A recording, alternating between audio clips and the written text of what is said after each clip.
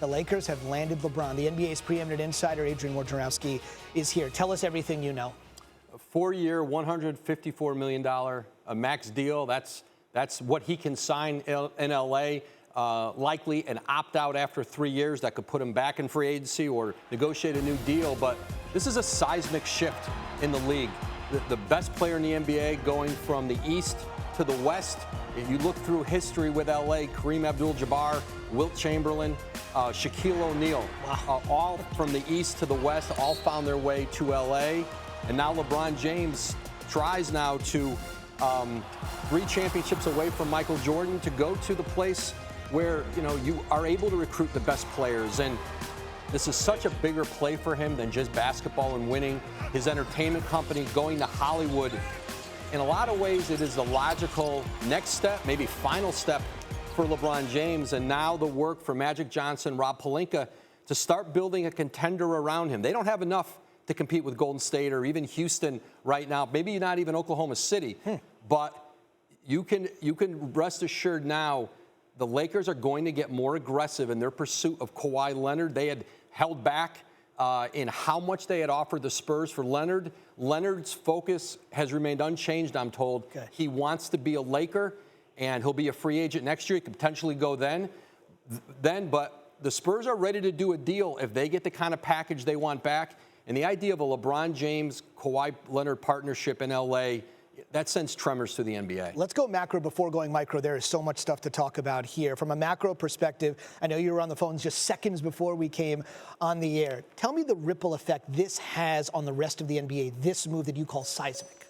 Well, first, they have another max slot. They can very easily create a second max salary slot. They talked to DeMarcus Cousins' representatives yesterday. They told them, sit tight. Let's see what happens with LeBron James. Now that they have him, they can, they could use that on a player, a current player. They can hold on to that space. They can sign a player on a 1-year deal and open that space back up next year when Kawhi Leonard's a free agent. Jimmy Butler from Minnesota, potentially Klay Thompson in Golden State.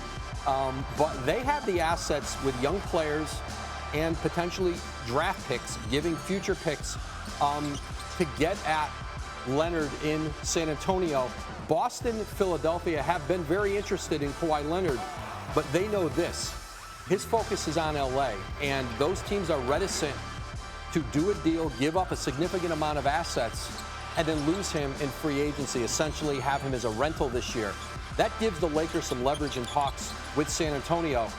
So I expect those teams to engage. They had gone a few days this week without really communicating, but I am confident LA gets back in touch with San Antonio and tries to see if there's a pathway to a deal. How much could this expedite the process to get Leonard, knowing the biggest fish of all has been captured, and now knowing that is done, with Leonard being the next progressional step, acquired via trade? Obviously, that's the only way you can grab it. It's a lot easier to give up your young players, whether that's Brandon Ingram, who was the number 2 pick in the draft three years ago, really talented young forward.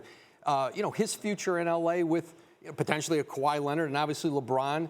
Positionally, that's a player who you would have to put in that deal, and that's a player that Spurs would be very interested in.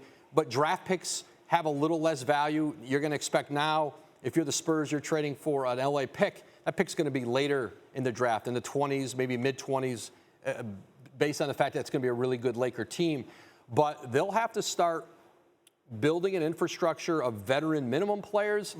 Players have always wanted to come to L.A., and guys who maybe don't get the money they thought they'd get somewhere else in the market come on a 1-year deal to play with LeBron, potentially Leonard if he gets there. So it's always an easy recruiting pitch in L.A., but they've got a ways to go in team building to do this. Magic Johnson, Rob Pelinka, they're new at this game. And so, but they did what they promised when they took over a year ago. We're going to bring superstars back to L.A.